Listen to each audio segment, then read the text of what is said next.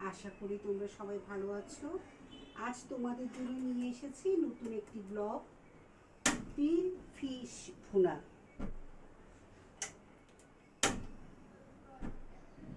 এখনকার সময়ে বন্ধুরা, বাচ্চারা মাছ তো খেতেই চায় না, তিলও খেতে চায় না।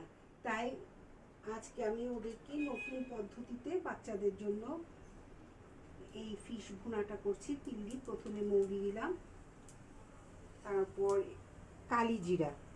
এটা আমাদের স্বাস্থ্যের জন্য খুবই উপকারী। এখন দিয়ে দিব তিলটা, পাতা দিয়েছি।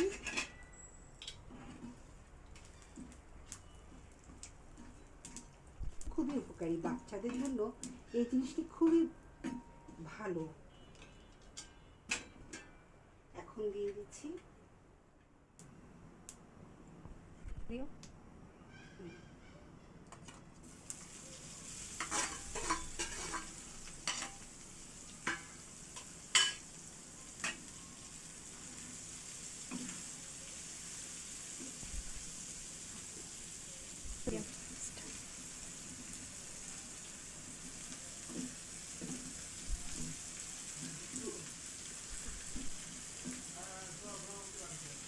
এখন পেঁয়াজ কুচি দিয়েছি, দিয়ে একটু ভুনে নিচ্ছি। পেঁয়াজটা যখন একটু নরম হয়ে আসবে, লবণ দিয়ে দিলাম নরম হওয়ার জন্য। দিয়ে দিচ্ছি হলুদের গুঁড়া, মরিচের গুঁড়া, জিরার গুঁড়া, কাঁচামরিচ।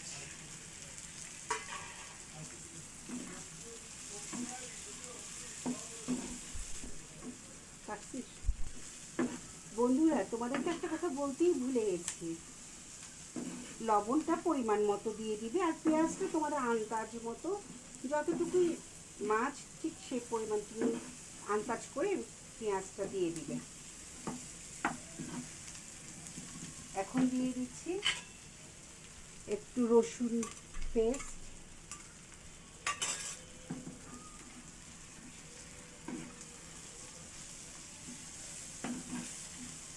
ততক্ষণ পর্যন্ত নাড়তে থাকবো যতক্ষণ না পর্যন্ত পেঁয়াজটা নরম হয়ে আসছে। আমরা ততক্ষণই নাড়বো যতক্ষণ এটা ব্রাউন কালার আসছে।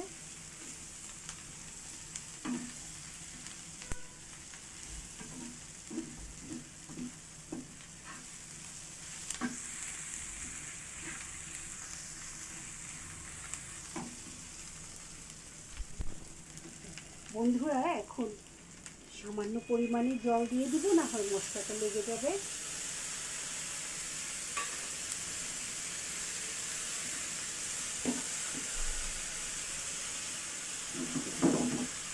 চুলার আঁচ লো করে দিব।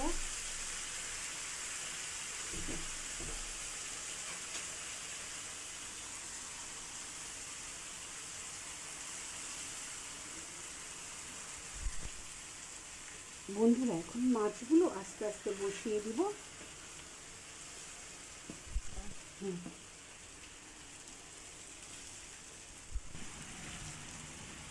বন্ধুরা, এখন মাছগুলো সুন্দর করে বসিয়ে দিয়ে অল্প আঁচে, চুলোটা অল্প আঁচ করে দিলাম।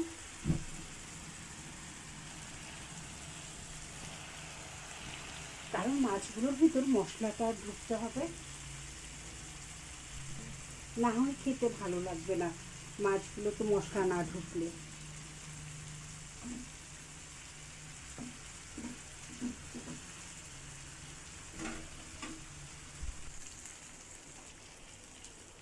বন্ধুরা,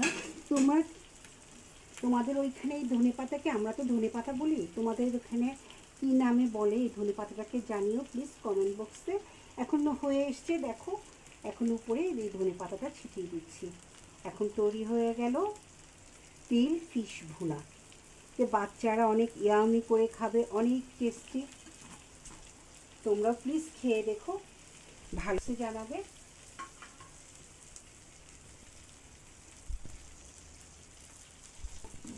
প্লিজ তোমরা খেয়ে দেখো এই তিল ফিশ ভুনাটা কেমন হয়েছে। ভালো লাগলে বন্ধুরা অবশ্যই কমেন্ট বক্সে জানাবে। বন্ধুরা তোমরা কিন্তু খেয়ে অবশ্যই আমার কমেন্ট বক্সে জানাবে কেমন লেগেছে। আজ এই পর্যন্তই। নেক্সট দিন আবার নতুন আরেক ভিডিও নিয়ে তোমাদের সামনে হাজির হব। আজ এতটুকু।